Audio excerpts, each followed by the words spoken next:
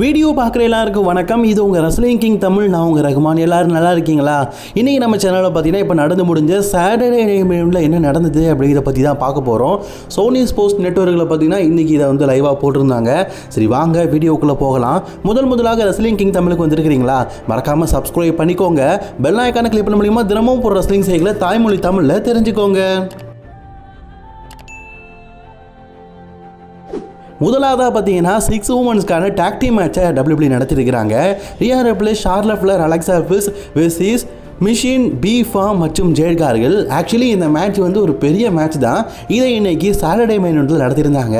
இதை ஓப்பனிங் மேட்சாக நடத்தினது உண்மையிலேயே நல்லா இருந்தது. உண்மையிலேயே இந்த மேட்ச்சில் பார்த்தீங்கன்னா ஷார்லட், அலெக்சா மற்றும் ரியா ரிப்ளேக்கு இடையில் இருக்கிற அந்த பகை உணர்வு எல்லாமே போய் இவங்க 3 பேருமே டாக் டீமாக எப்படி சண்டை போடுறாங்க, அதுலேயும் உங்களுக்குள்ளே பார்த்தீங்கன்னா நெருக்கமான உறவு. ஏன்னா இனி வரும் காலங்காலம் இவங்க 3 பேர் ஒன்றா பயணிக்க வேண்டிய காலகட்டம் வரும். அதனால் பார்த்தீங்கன்னா 3 பேருக்குள்ள ஒரு ஃப்ரெண்ட்லியான ஒரு விஷயம் இருக்குது அப்படிங்கிறத இந்த மேட்ச்சில் நல்லாவே காட்டியிருப்பாங்க. அதுலேயும் எனக்கு இந்த மேட்ச்சில் ரொம்பவே பிடிச்ச விஷயம் என்னதுன்னா, ரியா ரிப்ளே பார்த்தீங்கன்னா ட்ரிபிள் ஹெச்சோடைய போஸ் வைக்கும்போது அதுக்கு ஏற்ற மாதிரியே ஷார்லட் ஃப்ளேரும் வச்சுருப்பாங்க. 2 பேருமே ட்ரிபிள் ஹெச்னால தானே வளர்ந்தவங்க, அதனால் அதெல்லாம் பண்ணியிருப்பாங்க. அந்த மூமெண்ட்லாம் நல்லா இருந்தது. எது எப்படியோ ஆனால் இந்த மேட்ச்சில் வெற்றிய வாய்ப்பு அப்படிங்கிறது ஜேட் கார்கிலுடைய டீம் பக்கம் தான் போயிருக்குது. ஜேட் கார்கில், மிஷின் மற்றும் பி ஃபார்ம் தான் இந்த மேட்ச்சில் வெற்றி பெற்றிருக்காங்க. ஆக்சுவலி இவங்களுக்கு இந்த வெற்றி தேவை. இந்த டீம் உருவானதுக்கு அப்புறமா பார்த்தீங்கன்னா ஒரு மிகப்பெரிய வெற்றி அப்படிங்கிறது கிடச்சதில்லை. அது இந்த மேட்ச்சில் கிடச்சிருக்குது. ஆக்சுவலி இந்த மேட்சை பொறுத்த வரைக்கும் ஃபுல் ஃபோக்கஸிங் என்னன்னு கேட்டிங்கன்னா, ரியா ரிப்ளேக்கும் ஜேட் கார்கிலுக்கும் பார்த்தீங்கன்னா இனி வரும் காலங்களில் ஒரு சிங்கிள்ஸ் மேட்ச்னு பார்த்தீங்கன்னா கிளாஸ் நீட்டால் நடக்க போகுது. அதுக்கான பில்டப்பிங்காக தான் இந்த மேட்சை நடத்தியிருந்தாங்க.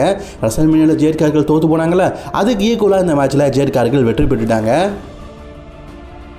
அடுத்து உமன்ஸுக்கான ஒரு singles match. Actually women's intercontinental சாம்பியனாக இருக்கிற பெக்கி லிஞ்ச் அவங்களுடைய இன்டர் கான்டினென்டல் சாம்பியன்ஷிப்பை டிஃபன் பண்ணலை. ஒரு நான் டைட்டில் மேட்சுக்காக பார்த்தீங்கன்னா சோல் ரூக்காக்கு இடையில் ஒரு மேட்ச் விளையாடிருந்தாங்க. Sol Ruca, Becky Lynch. இந்த மேட்ச் ஃபஸ்ட் டைம் வேறு நம்ம பார்க்குறோம். மேட்சை பொறுத்த வரைக்கும் உண்மையிலேயே நல்லா தான் கொண்டு போகிறாங்க. 2 பேருடைய பர்ஃபார்மன்ஸும் ரொம்பவே நல்லா இருந்தது. இந்த மேட்சுடைய ஆரம்ப காலகட்டத்தில் பார்த்தீங்கன்னா பெக்கி லிஞ்ச் வந்து சோல் ரூக்காவை விதியை மீறி பயங்கரமாக அட்டாக் பண்ணியிருப்பாங்க. அப்படி அட்டாக்கும் போது ஜெசிக்காக பார்த்தீங்கன்னா வேணாம் எல்லாம் தப்பு அப்படின்னு சொல்லிட்டு தடுத்து நிறுத்த பாட்டாலும் இவங்களுக்குள்ள இருக்கிற சண்டை அப்படிங்கிறது ரொம்ப ஓவராகவே போயிட்டு இருக்குது. ஒரு கட்டத்தில் பார்த்தீங்கன்னா தெரியாதனமாக ஜெசிகாக்கா மேலே அடிபட்டுருச்சு. அதாவது ரெஃப்ரி மேலே அடிபட்டுருச்சு. பார்த்துக்க, உன்னால தான் அடிபட்ட, நான் தான் வெற்றியாளர்னு சொல்லிட்டு பெக்கி லிஞ்ச் பார்த்தீங்கன்னா அந்த இடத்த விட்டு போகலான்னு பார்க்குறாங்க. ஏன்னா ரெஃப்ரி மேலே அடிபட்டுருச்சுல.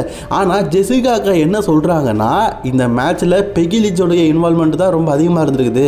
அவள் தான் சேட்டை பண்ணிட்டு இருந்திருக்கா. அதனால் இந்த மேட்ச்சில் பெக்கி லிஞ்ச் தான் வந்து வெப்பன்ஸ்லாம் யூஸ் பண்ணியிருக்கிறா, அதாவது ஃபைட்லாம் எடுத்து அடிக்க உபயோகப்படுத்தியிருக்கிறா. அதனால் இந்த மேட்சோட வெற்றியாளர் சோல் ரூக்கா அப்படிங்கிற மாதிரி சொல்லிட்டாங்க. சோல் ரூக்காக்காக்கு இதை கேட்டோட சந்தோஷத்தை தாங்க முடியலை.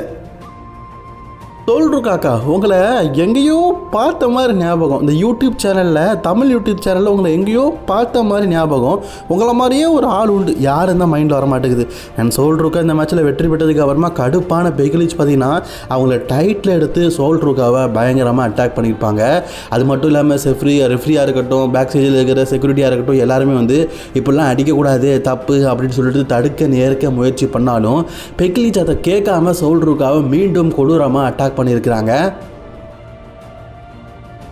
ஸோ காய்ஸ், அதுக்கப்புறமா நம்ம பெண்டாவுடைய நேரம். பெண்டா தன்னுடைய இன்டர் கான்டினென்டல் சாம்பியன்ஷிப்பை பார்த்தீங்கன்னா இப்போ ஈத்தன் பேஜுக்கு அகேன்ஸ்டாக டிஃபன் பண்ணுறாரு. ஈத்தன் பேஜ் மெயின் ராஸ்டருக்கு வந்து சில நாட்களையே ஒரு மெயின் டெலிவிஷன் மேட்ச்சில் பார்த்தீங்கன்னா ஒரு இன்டர் கான்டினென்டல் சாம்பியன்ஷிப்பாக மோதுறதுலாம் பெரிய விஷயம் தான். மேட்ச் எப்படிப்பா இருந்துன்னு கேட்டிங்கன்னா, மேட்ச் உண்மையிலேயே நல்லா தான் கொண்டு போனாங்க. ஈத்தன் பேஜுடைய பர்ஃபார்மன்ஸ் ஹட்ஸ் ஆஃப் சூப்பர். இந்த சாட்டர்டே மெயினோட நடந்த மேட்ச்லேயே ஒரு பெஸ்ட் மேட்ச் அப்படின்னா இந்த இன்டர் கான்டினென்டல் சாம்பியன்ஷிப் மேட்சை சொல்லுவேன். பெண்டா பொதுவாகவே நல்லா ஹை ஃப்ளேம் காட்டுவார். இதில் நல்லாவே காட்டினார். என்ன தான் காட்டினாலும் இந்த மேட்ச்சில் பார்த்தீங்கன்னா ஈத்தன் பேஜுக்கு பெரிய லெவலில் வெற்றி வாய்ப்பெல்லாம் அமையலை. பெண்டா அகைன் பார்த்தீங்கன்னா ஒரு இன்டர் கான்டினென்டல் சாம்பியன்ஷிப்பை சக்ஸஸ்ஃபுல்லி பார்த்தீங்கன்னா ரீடைன் பண்ணிட்டாரு. பெண்டாவுடைய டைட்டில் ரெஜின் அப்படிங்கிறது ரொம்பவே நல்லா போதில்லை. பேக் இதில் பார்த்தீங்கன்னா ஸ்மாக் டவுன் ஜென்ரல் மேனேஜர் நிக்கோடல்ஸ் நிற்கிறாரு. ஆக்சுவலி என்ன விஷயம்னா, இந்த இடத்துல ஜென்ரல் மேனேஜர் தான் இருக்கணும், அவர் இல்லை அப்படிங்கிறனால ஸ்மாக் டவுன் ஜென்ரல் மேனேஜர் இருக்காரு போல இருக்குது. ஏன்னா பெக்கி லிஞ்ச் வந்து ரா ரெஸ்லர். அவங்க என்ன சொல்கிறாங்கன்னா, நீ வந்து இன்றைக்கி சோல் ரூக்கோ அட்டாக் பண்ணியிருக்கிற, அது நல்லாவே தெரியுது. இதனால் பேக் ஸ்டேஜில் இருக்கிற எல்லாருமே ஒரு மனதாக ஒரு முடிவு எடுத்துருக்கிறோம். அதாவது இப்போ நடக்க போகிற கிளாஸ் இன் இட்டாலியில் உன்னுடைய உமன்ஸ் இன்டர் கான்டினென்டல் சாம்பியன்ஷிப்பை சோல் ரூக்காக அகேன்ஸ்டாக இப்போ டிஃபன் பண்ணுற. அதாவது இந்த சிங்கிள்ஸ் மேட்ச்சில் இப்படிலாம் காட்டிட்டேன், இந்த டைட்டில் மேட்ச்சில் உன்னாலலாம் சீட் பண்ண முடியாது. ஸோ உன்னோட இன்டர் கான்டினென்டல் சாம்பியன்ஷிப்பை கிளாஸ் இன் இட்டாலியில் நீ டிஃபன் பண்ணுற அப்படிங்கிறத அஃபிஷியலி சொல்லிட்டாங்க. பெக்கி லிஞ்ச் அக்கா பார்த்தீங்கன்னா அது எதிர்பார்க்கவே இல்லைங்க. அதுக்கப்புறமா பார்த்தீங்கன்னா ரெகுலர் ஃபோக்கஸ் பார்த்தீங்கன்னா அவங்களுடைய டாக் டீம் சாம்பியன்ஷிப்புக்காக கரண்ட் டே டாக் டீம் சாம்பியனாக இருக்கிற பேஜ் மற்றும் ப்ரீ பெல்லாக்கு இடையில் மோதுறாங்க. ஆக்சுவலி நான் என்ன நினச்சேன்னா பேஜ் ப்ரீ பெல்லா இந்த காம்பினேஷன் டாக்டிங்கிறது கொஞ்சம் ரேரானது தான். ஏன்னா இந்த இடத்துல நிக்கி பெல்லா தான் இருக்கணும். சரி, இருந்தாலும் இந்த மேட்ச்சில் பேஜ் வெற்றி பெறுவாங்களா அப்படின்னு டவுட்டாக தான் இருந்தது. பட் ஆனால் மேட்சை பொறுத்த வரைக்கும் இந்த மேட்ச்சில் பேஜ் மற்றும் ப்ரீ பெல்லா வெற்றி பெற்றாங்க. இந்த மேட்ச்சில் இர்ரெகுலர் ஃபோக்கஸாக நம்ம கண்டிப்பாக சொல்லி ஆகணும். அதுலேயும் நயா ஜாக்ஸை சொல்லி ஆகணும். அவங்க தான் பார்த்தீங்கன்னா நிக்கி பெல்லாக்கு இன்ஜுரி ஆக்கி வீட்டில் உட்கார வச்சுட்டாங்க. அதே மாதிரி இந்த மேட்ச் முழுக்க அடிக்கிற அடி ஆக்சுவலி நயா ஜாக்ஸுக்கு இருக்கிறது பெரிய பாறங்கள் தாங்க. ஏன்னா மேலேருந்து குதிக்கும் போதெல்லாம் எனக்கே ஒரு மாதிரி இருக்குது, ஆஹா கீழே இருக்கிற செத்துருவான்னு. அந்த அக்கா வேறு வெயிட்டாக இருக்கிறாங்களா, அடிக்கிற ஒவ்வொரு அடியும் பார்த்தீங்கன்னா இடி மாடி விழுது. இந்த இடியிலையும் தாண்டி பேஜ் மற்றும் ப்ரீ பெல்லா இந்த மேட்ச்சில் வெற்றி பெற்றாங்க. நயா ஜாக்ஸ் கொஞ்சம் ஆபத்தான ரெஸ்லர் தான் போல இருக்குதே. மெயின் ஈவெண்ட்டாக பார்த்தீங்கன்னா டபிள்யூ வந்து ஸ்ட்ரீட் ப்ராஃபிஸுக்கும் விஷனுக்குமான டாக் டீம் சாம்பியன்ஷிப்பை நினச்சி நடத்திருப்பாங்க. ஆக்சுவலி இறப்பா இதெல்லாம் மெயின் ஈவெண்ட்டான்னு கேட்டிங்கன்னா இப்போ நடந்த 5 மேட்ச் இருக்குல்ல, இந்த 5ல் இது தாங்க உருப்படியான மேட்ச்சு. மற்றபடி பார்த்தீங்கன்னா ரோமன் ரெயின்ஸோ கோடி ரோட்ஸோ ஜேக்கப் அட்டோர் சொல்லிட்டு பெரிய ரெஸ்லர்லாம் இல்லை. ஒரு மிட்கா டிவிஷனுக்கான ஒரு ஏற்ற சாட்டர்டே மெயின் ஈவெண்ட்டு. சரி, இந்த மேட்ச் பார்த்தீங்கன்னா மெயின் ஈவெண்ட் நடந்தது ஒருத்தானு கேட்டிங்கன்னா கண்டிப்பாக ஒருத்து.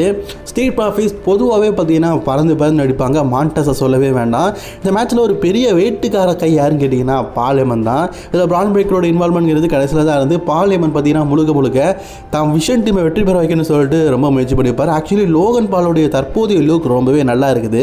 இந்த மேட்ச்சில் என்னென்னமோ பண்ணுறாருங்க பால் ஹேமன். இந்த ரோப்பு கிட்டலாம் பார்த்தீங்கன்னா வரும்போது கரெக்டாக காலை தூக்கி போட்டு விட்ருவாரு. இப்படி நிறைய சேட்டக்கார விஷயங்கள்லாம் பண்ணுறாரு.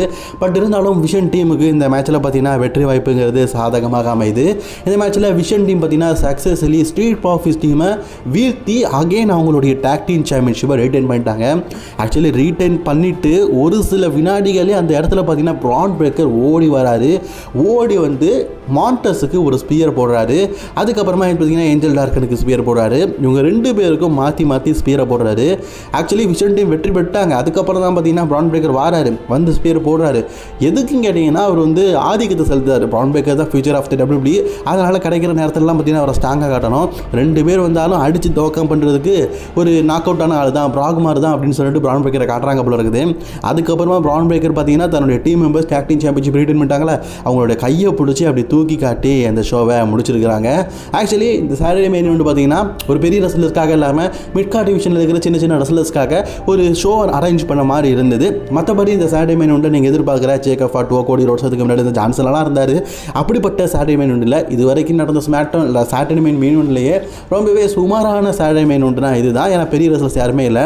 ஆனால் ஆடியன்ஸ் வெறும் 5000 பேர் தான் இருக்கிறாங்க. அதனால தான் டபிள்யூ பார்த்தீங்கன்னா பெரிய ரெசல்ஸ்க்கெல்லாம் மேட்ச் கொடுக்கல போல இருக்குது. சரி, இந்த சாட்டர்டே மெயின் ஈவெண்ட்டோட உங்களுடைய கருத்துக்களை கமெண்ட் பண்ணிக்கோங்க, உங்களோட ரேட்டிங்கையும் கமெண்ட் பண்ணிக்கோங்க. இந்த வீடியோ பிடிச்சனால ஷேர் பண்ணிக்கோங்க. தொடர்ந்து வீடியோ பார்க்க சேனலை சப்ஸ்கிரைப் பண்ணிக்கோங்க.